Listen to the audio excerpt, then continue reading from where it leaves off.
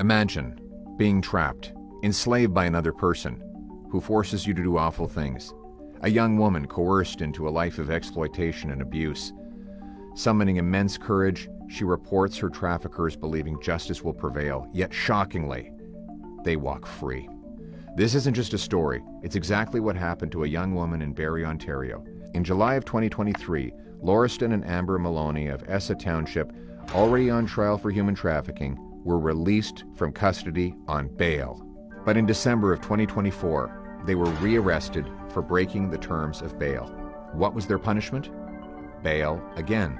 Tragically, this is not an isolated case. It's happening across Canada, and it's getting worse. Human trafficking is up 84% since 2015.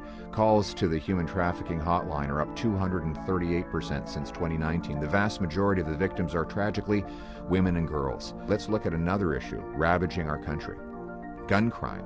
You may have heard that Donald Trump says there's a problem at the border. But the problem is in the other direction.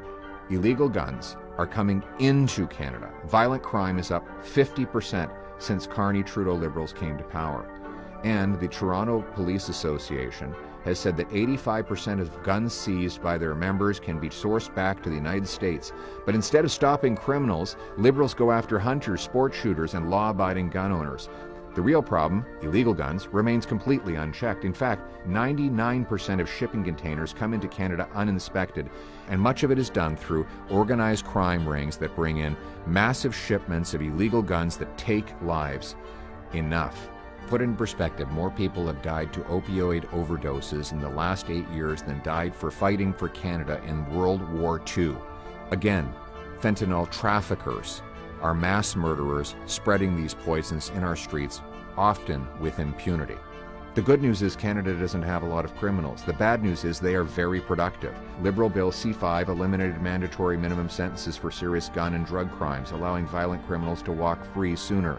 Bill C-75 weakened Canada's bail system, making it easier for offenders to be released back into the communities. The Carney-Liberals also weakened several of Canada's human trafficking laws by making them hybrid offenses and drastically reducing the possible penalties for this horrific crime of human slavery. Enough. I will always put public safety of Canadians first and ensure these monsters rot in jail forever. Common sense conservatives will stop the crime. Today I am announcing that a future Conservative government will impose life sentences for the most serious cases of fentanyl trafficking, gun smuggling, and human trafficking. Specifically, anyone convicted of 5 or more counts of human trafficking, life sentence.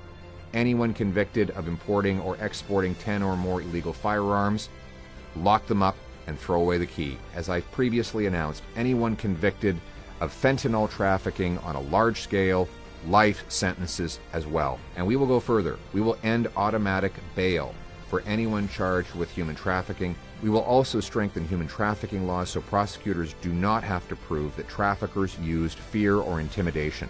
If you exploit or terrorize the innocent, you will never walk free again. No more weak sentences. No more revolving door justice system. No more Liberal failures.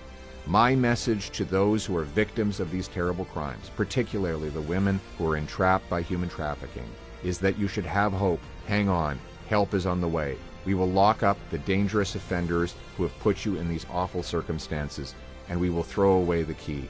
What's more, we will protect you and give you a chance at a better life and a brighter future.